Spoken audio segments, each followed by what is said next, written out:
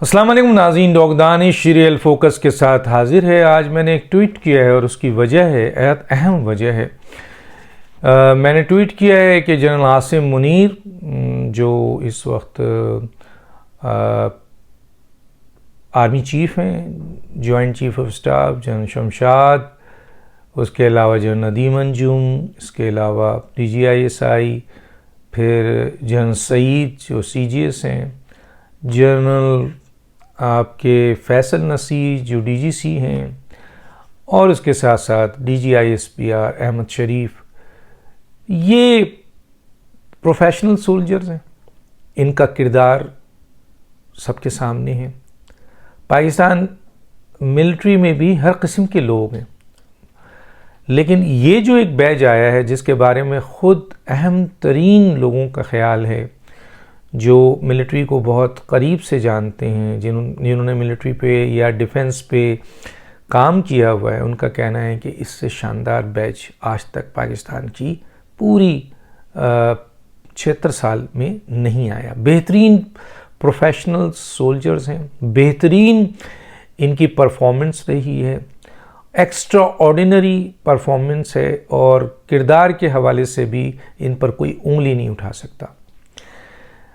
और इमरान खान साहब मुसलसल इनके ऊपर गोलाबारी कर रहे हैं, संगीन इल्ज़ामात लगा रहे हैं, आपके बहतान लगा रहे हैं, जो कुछ भी कर सकते हैं कर रहे हैं। तो मैंने आज ट्वीट किया कि ये वो जर्नल्स हैं जो इस वक्त पाकिस्तान की मौजूदा सेटअप, आर्मी के सेटअप के टॉप के मैनेजमेंट चला रहे हैं, जिनका बेहतरीन किरदार है, जो प्रोफेशनल जर्नल हैं, जिनके खिदमात पाकिस्तान के लिए भरी पड़ी। दूसरी तरफ इमरान खान है जो एक मुतनाज़ा सियासी शख्सियत है, मुतनाज़ा सियासी नाअहल नाकाम शख्सियत है, लीडर हैं, सियासी लीडर हैं, जिनकी मुसलसल खिदमात पाकिस्तान के लिए साजिशी है, इस मुल्क के लिए साजिशी है। ये मैंने ट्वीट किया। अभी हालिया में पढ़ रहा था कि फिर DGISPR ने ख़ास तौर पे इमरान खान साहब के हवाले से, PTI के हवाले से वाज़े तौर पर ये बात फिर रिपीट की। आप देखें, एक तरफ आर्मी चीफ, जितने भी आपके मैनेजमेंट के लोग हैं, वो पाकिस्तान, आइन, कानून, कौम और तमाम सियासी जमातों की बात करते हैं, कोई उनमें तफरीक नहीं है। और दूसरी तरफ इमरान खान मुसलसल आपके आर्मी के ऊपर, इन तमाम जनरल्स के ऊपर ख़ुद भी और अपने तमाम लवाहिकीन से, दुनिया भर में यहाँ जो बैठे हुए हैं उनसे संगीन इल्ज़ामात बहतान तराशी करते हैं। आजकल general Nasir, general major general Faisal Nasir जो कि इस वक्त DGC हैं, इनके ख़िलाफ़ इस वक्त इमरान खान साहब पूरी की पूरी स्कीम चला रहे हैं। जनरल आसिम मुनीर के भी हैं, जनरल नदीम अंजुम 3, और इसके अलावा जाहिर है पूरी आर्मी के ख़िलाफ़ चला रहे हैं, उनके एजेंडे में शामिल है, लेकिन इस वक्त हिट कर रहे हैं। तो मैं ज़रा सा आज के प्रोग्राम में सुनने वालों को एक कंपैरिजन दे रहा हूँ कि इमरान खान क्या हैं और जनरल फैसल नसीर जो इस वक्त DGC के हवाले से काम कर रहे हैं वो क्या है।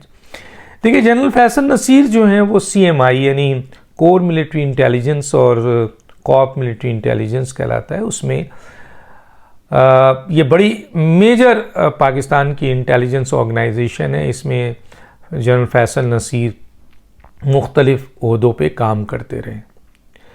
मैं ज़ाहिर है बहुत डिटेल में नहीं कर सकता क्योंकि व्लॉग है, तो मुझे लिमिटेड चीज़ों को लेके चलना है। तो आज वो डायरेक्टर जनरल काउंटर इंटेलिजेंस यानी आपके DGC इस वक्त हैं, और इससे पहले उन्होंने कोर मिलिट्री इंटेलिजेंस में जो परफॉर्मेंस दी, वो परफॉर्मेंस उनकी एक्स्ट्रा ऑर्डिनरी, जिसकी बुनियाद पर उनको 2 दफ़ा तमग़े बसालत उनकी कारकर्दगी पे मिला। उनको फाइनेस्ट ऑफिसर कहा जाता है, और इसके साथ साथ आपके उनकी जो आपके उनके हवाले से बात जो की जाती है वो यही कहा जाता है कि वो बेहतरीन स्पाई ऑफिसर थे। स्पाई से मुराद ये है कि इंटेलिजेंस का जो बेहतरीन ऑफिसर होता है वो इसके हवाले से उनको कहा जाता है। अब ये जो मैटर है, तमगा भी इनको फाइनेंस ऑफिसर, सुपर स्पाई भी इनको, मतलब सुपर स्पाई कहा गया इनको। इन्होंने बलूचिस्तान में काम किया, वहाँ टेररिस्टों के ख़िलाफ़ बहुत बड़े बड़े मेजर ऑपरेशंस किए, इंफॉर्मेशंस गैदर किया। जाहिर है कोर मिलिट्री इंटेलिजेंस का जो काम होता है उसमें क्या होता है, बेसिकली यही होता है ना कि वो आपके मेजर फंक्शन में उनके आता है कि वो कंट्री थ्रेट्स, जो थ्रेट्स होती है उसको मैनेज करें, और आपके जो कंट्री के अंदर पीस है उसको रखने की कोशिश करें, मिलिट्री इंफॉर्मेशन गैदर करें, और जो एक्ट होने वाला है उसको इंफॉर्मेशन गैदर करके ऑपरेशन के ज़रिए उसको ख़त्म करें। उस पर जनरल फैसल नसीर का काम न सिर्फ बलूचिस्तान में है, आपके जो सेपरेटिस्ट बलूचिस्तान हैं, जो इंतहा पसंद बलोची रहनुमा हैं, जो वहाँ पे आपके दहशतगर्द हैं, उनके ख़िलाफ़ बहुत बड़ा काम है। इसी तरह फाटा में उन्होंने IS के अगेंस्ट बहुत मेजर रोल अदा किया। तहरीक तालिबान पाकिस्तान के हवाले से जितने भी दहशतगर्द उस एरिए में थे उसमें जनरल फैसल नसीर ने कोर इंटेलिजेंस के हवाले से वो तमाम जो मैंने अभी काम बताए हैं उसके ऊपर बेहतरीन उनकी कारकर्दगी है, जिसकी बुनियाद पर मेजर ऑपरेशन में कई दहशतगर्दों को आपके वासिले जहन्नुम किया गया, जिससे पाकिस्तान और पाकिस्तानियों को तहफ़्फ़ुज़ हासिल हुआ। मैं यहाँ छोटी सी एक बात बताता चलूँ कि अगर 100 में से 5 दहशतगर्दी के वाक़यात हो जाते हैं तो वो नज़र आते हैं और फिर दुनिया कहती है कि जी इंटेलिजेंस क्या कर रही थी और फलां क्या कर रही थी। लेकिन जो 95 % आपके दहशतगर्दी के वाक़यात होने वाले होते हैं और उनको ये कोर मिलिट्री इंटेलिजेंस के अफसर और जो उनके साथ लोग होते हैं वो इंफॉर्मेशन गैदर करके फिर एक बड़ा ऑपरेशन करके उनको ख़त्म करते हैं। वो न्यूज़ बाहर नहीं आती।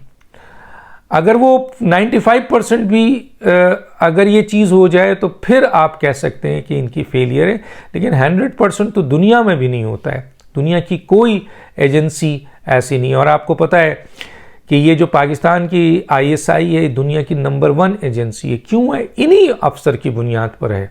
मसलन ISI ख़ुद तो नंबर 1 नहीं हो जाती है ना, तो इन अफसर की जो खिदमात है, कारकर्दगी है और उनकी जो कमिटमेंट्स हैं, उनका प्रोफेशनलिज्म है, उनका जो फाइट है, उनकी जो इंटेलेक्चुअल लेवल है, वो सारी चीज़ें मिलकर ISI को दुनिया की नंबर 1 एजेंसी बनाते हैं, जहाँ रॉ भी मौजूद है, MI भी है, मोसाद भी है, KGB भी है, उसके बाद आपके CIA भी है, खाद भी है। सारी एजेंसियों में नंबर 1 एजेंसी ISI बनती है। तो ये अंदाज़ा कीजिएगा आप।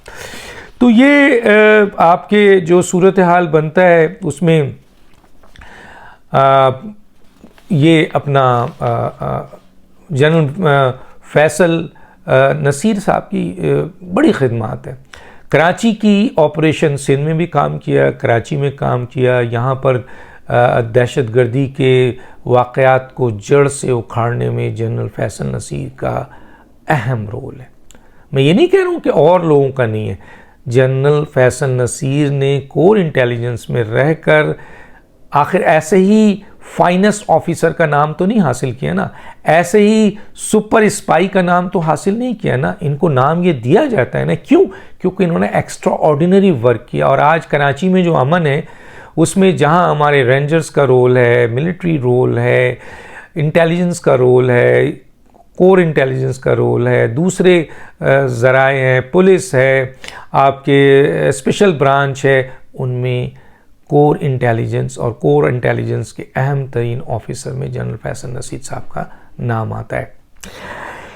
अब जो दूसरी इम्पॉर्टेंट चीज़ें आती हैं वो ये आती हैं कि जी इसी तरीके से फैसल नसीर साहब ने आपके फाटा में काम किया। इसी तरह उन्होंने बलूचिस्तान में काम किया, इसी तरह उन्होंने सिंध में काम किया। तो इन जगहों पर उन्होंने अब जिसमें आपका कहते हैं ना कि इन जगहों पर जो मेजर ऑपरेशंस हुए और बड़े ऑपरेशंस हुए, उसमें जनरल फैसल नसीर साहब का बड़ा रोल है। तो जनरल फैसल नसीर ने मिलिट्री इंटेलिजेंस में रहकर ज़्यादा सर्विसेज उनकी, और आज भी वो आपके डीजीसी हैं, और आज भी उनकी खिदमात जो हैं वो एक्सीलेंट है। उनकी ओवरऑल खिदमात में बता दूं, आप मालूम कीजिएगा, आप रिसर्च कीजिएगा तो आपको पता चलेगा जनरल फैसल नसीर की ओवरऑल खिदमात एक्सीलेंट है।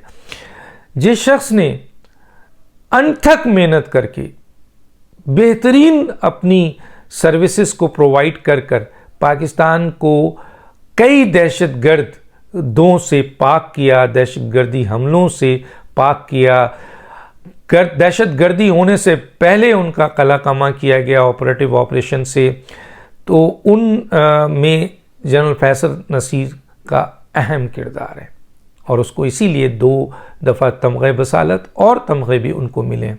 अब उस शख्स पर इल्ज़ाम कौन लगा रहे हैं, आइए उनको भी थोड़ा सा हम डिस्कस कर लें।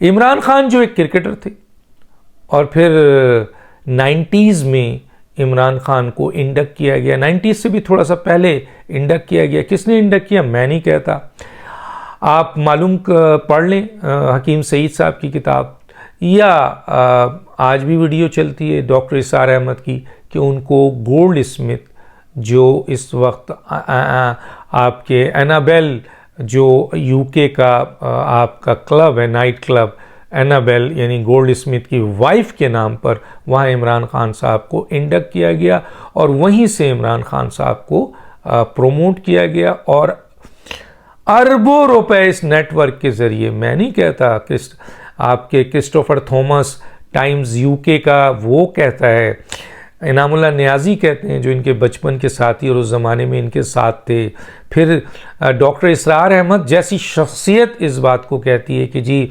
ख़तीर रकम अरबों रुपए इनको इस नेटवर्क के ज़रिए दिया गया, और फिर इमरान खान को इंडक्ट किया गया एज ए सियासी लीडर। तब भी इमरान खान ऊपर नहीं आ सके। उसके बाद कुछ हमारे अहम तरीन ओहदों में बैठे हुए लोगों ने इमरान खान को पिक किया, और उनको शायद इस बात का अंदाज़ा नहीं था कि इमरान खान के पीछे कौन सी क़ुव्वतें काम कर रही हैं। उन्होंने शायद ये सोच के कि एक तीसरी सियासी क़ुव्वत है उसको ऊपर लाया जाए, ताकि ये 2 सियासी क़ुव्वत के मुकाबले में इनको, क्योंकि इमरान खान की स्टेटमेंट एक्स्ट्रा ऑर्डिनरी स्टेटमेंट थी जो वो दे रहे थे, बन गए। उसके बाद उनको 2018 में जुडिशरी और फ़ौज की मदद से इख्तदार में ले आए। मैं डिटेल में नहीं जाना चाह रहा, लेकिन इख्तदार में लाके 3 साल 7 माह में इमरान खान साहब ने इस मुल्क के ख़िलाफ़ उस वक्त भी साजिश की और आज तक साजिश करते आ रहे हैं। जब इमरान खान साहब वज़ीर आज़म बने थे तो उस वक्त ट्रम्प के साथ उनका जो एक तरफ ट्रम्प के साथ मुआहदे में ये डिसाइड हुआ था कि इमरान खान साहब को 10 साल मिलेंगे, और एक तरफ जस्टिस साकिब निसार, जब नवाज शरीफ की हुकूमत को ख़त्म किया गया था तो जस्टिस साकिब निसार और ये जो मौजूदा सेटअप है आपका, जिसमें आसिफ सईद खोसा, आज़मत सईद और ये जितने आज के जो प्रेजेंट चंद जजेस हैं, जिनमें ये 4 रुकनी बेंच शामिल है, और साकिब निसार जो इनका मेन हेड है, और इसमें किसी हद तक जनरल कमर बाजवा साहब थे जो बाद में उन्होंने अपने आप को विड्रॉ किया। शायद उन्हें एहसास हो गया कि उनकी बहुत बड़ी गलती है, तो उस प्लानिंग में भी 10 साल था। यहाँ जो वो साजिश वो कर रहे थे, उन्होंने जो साजिश की थी कि मुझे 10 साल मिलेगा, और इस सिलसिले में ट्रम्प, मोदी और इमरान खान, इसीलिए इमरान खान ने कहा था कि मोदी अगर खुदा करे कि मोदी जीत जाए तो कश्मीर का फैसला हो जाए, और कश्मीर को उन्होंने पहली दफ़ा अपने स्टेटमेंट में दिया था कि इसके 3 हिस्से बना दिए जाएं। दूसरा उन्होंने अपना इसके बारे में दिया था कि एटमी हथियार के कश्मीर का मसला सॉल्व हम एटीएट में एक तरफा। मोदी ने तो कहा कि जी इमरान खान करते हैं तो करें, लेकिन हम अपनी एटमी हथियार पे कोई सौदेबाजी नहीं करेंगे।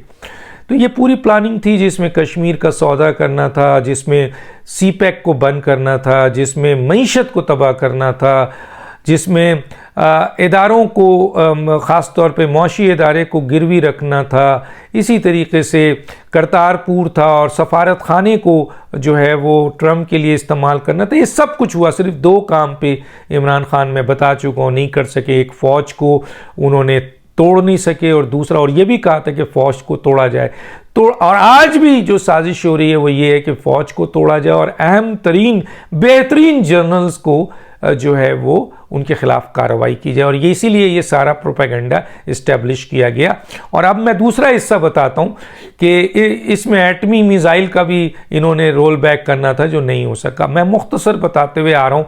अब यहाँ पर क्या था कि साकिब निसार सदर होंगे 2023 में, जो उसके पहले जो इलेक्शन होगा उसमें 2/3 मेजॉरिटी दिलाई जाएगी सुप्रीम कोर्ट के ज़रिए। फिर सुप्रीम कोर्ट के चीफ जस्टिस को टेन्योर आपका वो दिए जाएगा 3 साल। वो जब 2025 तक रहेंगे तो फिर जस्टिस काजी फाइजी से चले जाएंगे, फिर एजाजुल हसन साहब आएंगे तो उसमें जस्टिस आपके वो जो शाह साहब हैं वो चले जाएंगे। इसी तरीके से फिर जस्टिस मुनीब आएंगे और फिर जस्टिस आयशा। इस तरह से पूरा लाइन था, और सदर साकिब निसार होंगे, इमरान खान साहब वज़ीर आज़म 2/3 होंगे, और ये पूरा का पूरा प्लानिंग थी जिसके ज़रिए फिर फ़ौज पे हमला किया जाएगा और पार्लियामेंट के ज़रिए फ़ौज के तमाम इख्तियारात को कट डाउन करके फ़ौज को मफलूज कर दिया जाएगा। ये पूरी की पूरी एक तरफ साजिश थी, एक तरफ ये साजिश थी, और इसमें इमरान खान मुकम्मल तौर पर इन्वॉल्व है। साइफर की साजिश की जिसके ज़रिए पाकिस्तान को एक ताकतवर मुल्क के ख़िलाफ़ खड़ा कर दिया। सिफारती लेवल पर, चाहे वो इस्लामी ममालिक हों, चाहे वो बैनुल-अक़वामी ममालिक हो, सबसे इनके ताल्लुकात ख़राब हुए। मैं डिटेल में नहीं जाना चाहता। इसी तरीके से आपके असम्बली तोड़ी उन्होंने, वहाँ साजिश की, आइन के ख़िलाफ़ आइन शिकनी की उन्होंने। इसके अलावा इन्होंने इदारों को कमज़ोर करने के लिए पूरा हमला किया, ख़ास तौर पे इलेक्शन कमीशन पे, इसके अलावा फ़ौज पे, इसके अलावा जुडिशरी पे, और फिर जुडिशरी के अंदर तकसीम पैदा की इन्होंने। और उसके बाद मुकम्मल तौर पर इन इदारों के ऊपर संगीन इल्ज़ामात और धमकियाँ आती रहीं ताकि ये इदारे कमज़ोर होते रहें। इसके अलावा आपके इन्होंने दीन और मज़हब को एक्सप्लॉइट किया। पाकिस्तान में दीन और मज़हब से बड़ा रग़बत रखते हैं लोग, उसको एक्सप्लॉइट किया गया और ये तासुर दिया गया है कि नौज़ुबिल्लाह ये कोई पैगंबर हैं, वली हैं, जिसकी बुनियाद पर एक बहुत बड़ा तबका जो है, एक तबका, सॉरी बड़ा नहीं, एक तबका उनके फॉलोअर में आगे बढ़ने लगा, और फिर ये सारे वाक़यात हुए जो आपने अभी देखे हैं। इमरान खान ने इखलाकी, समाजी, आइनी, सियासी और आपके मुआशी तबाही में अहम किरदार अदा किया। और इसमें सबसे बड़ी तबाही अखलाकी तबाही है, जिसमें हमारे नौजवान नस्ल को इन्होंने वो ज़बान सिखाई और वो अखलाक सिखाया जिसकी बुनियाद पर आज पाकिस्तान की कौम तकसीम है। इन्होंने हर इदारे में तकसीम पैदा की है, हर इदारे में जो है वो ऐसे हालात पैदा किए कि वहाँ तकसीम किया जाए, और सबसे ज़्यादा पाकिस्तान की कौम में तकसीम पैदा किया गया, और उनके अंदर एक जहर जो है इदारों के ख़िलाफ़ भड़काया गया जो अभी तक जारी और सारी है। अब इस सूरत हाल में अभी आपने देखा कि मैं बहुत डिटेल में इसके ऊपर बात कर सकता हूँ कि इमरान खान की और क्या नाअहलियत और नाकामी है, लेकिन ये हैं वो इमरान खान जिन्होंने इस पाकिस्तान को ये दिया है जो मैंने अभी आपको बताया, और ये बड़ी बड़ी साजिशें हैं। और इस साजिश में अगर इमरान खान मज़ीद रह जाते, अगर 3 साल 7 माह में, और ट्रंप रह जाते, और ये जो आपका खेप था ये अगर साकिब निसार सदर, तो फिर देखते इस पाकिस्तान के साथ इमरान खान क्या करते, जो ऑलरेडी वो स्टेटमेंट दे रहे हैं। तो पाकिस्तानी फ़ौज का किरदार, और पाकिस्तानी फ़ौज इस वक्त हरावल दस्त है। पाकिस्तानी फ़ौज, मैं नहीं कहता, इंडियन कहते हैं, बैनुल-अक़वामी दुश्मन कहते हैं कि पाकिस्तान को कोई नुकसान इसलिए नहीं पहुंचता कि पाकिस्तान की फ़ौज ने पाकिस्तान की कौम को मुनज़्ज़म रखा हुआ है और पाकिस्तान के ऊपर ऐसे छतरी लेके बैठे हुए हैं कि किसी की हिम्मत नहीं कि उस तरफ आ सके। और पाकिस्तानी फ़ौज का जो इस वक्त आपके कहना चाहिए एक बाउंड्री की सूरत जो है वो उन्होंने बनाई हुई है आपके पाकिस्तान के इर्द गिर्द और पाकिस्तानियों के इर्द गिर्द। चुनांचे इंटेलिजेंस इदारा जो इस वक्त फ्रंट लाइन भी है और लास्ट लाइन भी है, उसने पाकिस्तान को कवर किया हुआ है। तो चुनांचे अगर इस इंटेलिजेंस इदारे को तोड़ा जाएगा तो फौज कमज़ोर होगी, याद रखिएगा। इसलिए इमरान खान का मुकम्मल वार फौज के साथ साथ अहम ओहदेदारों के साथ साथ जनरल नदीम अंजुम और जनरल डीजीसी और जनरल आमिर और दूसरे और लोगों पे है। तो ये चंद बातें थी, लेकिन जब तक अल्लाह ताला पाकिस्तान को सलामत रखना चाहता है और नबी करीम सल्लल्लाहु अलैहि वसल्लम की दुआएं हैं और फौज एक मुनज़्ज़म ताकत के साथ 25 करोड़ अवाम जिसके पीछे हैं और मोहब्बत करते हैं, तो इमरान खान जैसे हज़ारों आ जाएं, बार बार पैदा हों, तब भी पाकिस्तान का और इस फौज का कुछ नहीं बिगाड़ सकते। खुदाइश को याद दीजिए। अल्लाह हाफिज़।